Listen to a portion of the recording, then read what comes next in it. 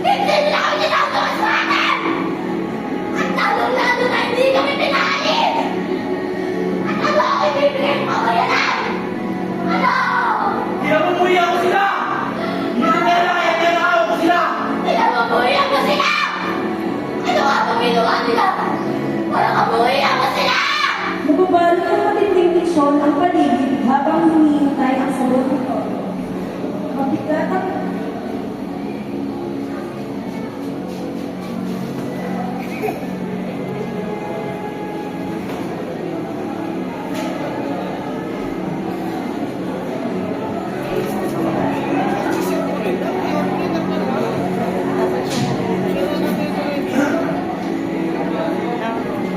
Dari.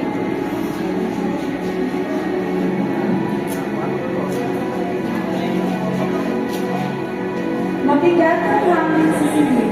Patuloy ang galit at pinanakit ni Toyo habang pilit siyang tinutunawan ni Marina at David. Mario! Ano ang sagot mo sa mga ko? Sagutin mo ako! Tignan mo sila! Hindi ka ba nagkaan sa nakikita ko? Tignan mo! Nasa ang problema na akong gabi! Natulog na ba ang magsanggol? Habang pinagpatuloy ng pag-iirap natin! Tama na, Mario! Marinig mo kung sinasabi mo! Ano ba, Maria? Huwag mo siyang pakinggan! Paulit-ulit niya yung sinasabi sa akin noon! Hindi mo na maintindihan! Hindi niya pigilan ni Toyo ang kanyang galit at pinanakit at siya ay nagsimulang magkwento ng kanyang karanasan. Sa gabi, habang sinusilang sa mga kaibigan, napaisip ako kung paano mapatay yung pati rin natin tinakain. Hindi ka na! Samantalang pa mga buhay, ay Marinig mo na, Mario! Iba yung mga sinasabi mo! Bakit lagi ko sinasabi na? Bakit? Nagtatrabaho ka taas sa ating gabi? Kapag tulog na ang lahat? Ang Diyos!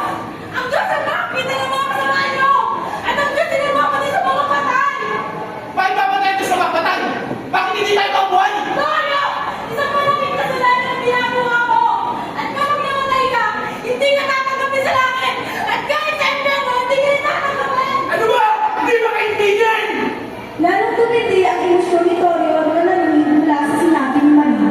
Bakit lagi ko sinasabi na kapag namatay ka, gusto pa mamatay ako? Hindi! Bakit pinamit ko ako sa inyo, Mario? Akala niyo ba? Hindi ko napapansin? Hinihintay ka lang pamatay para mapagsama kang dalawa. Pero nagkakamali kayo. Hindi ako susuko. Nalaman ako dahil bata pa ako. Ganito ako sa inyo. Sana kayo lang naghihirap dito. Ngunit sa kabila ng kanyang hinanakit, biglang pumigay ang kanyang katawan at siya'y bumagsak sa sahig. Mario! Mario! Mario! Mario! Ganti sa tayo, Mario! Mario! Mario! Maria, ano nangyari? Kumuha ka ng tubig. Bilisan mo!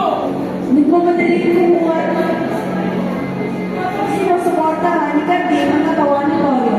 Pagkakuha ni Marina ng tubig ay Ayos ka na, Mario! Ayos lang ako. Hindi ko nila ako makuha. Kapag walis. Nasaan si Cardi? Umalis na ba siya? Bakit ba ako, Torio?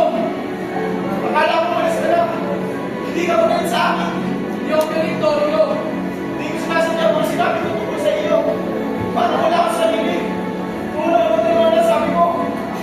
unti-unting hinupa ang tensyon habang ang galit ay napalitan ng panghihinayang at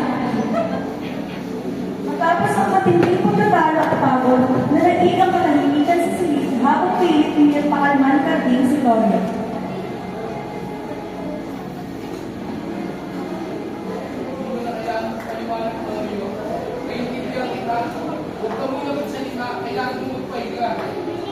Kayo na lang mag-usap. Iintip mo lang sa dali. Singin mo ako kapag dalating ka siya. Maria. Ipinigil ni Toyo ang kanyang mga mata at unti-unting humigat ang kanyang paghinga. Maya-maya, umagsak ang kanyang ulo at braso sa gilid ng higaan habang siya'y nagpapahinga. Tila nawala ng lakas ang kanyang katawan.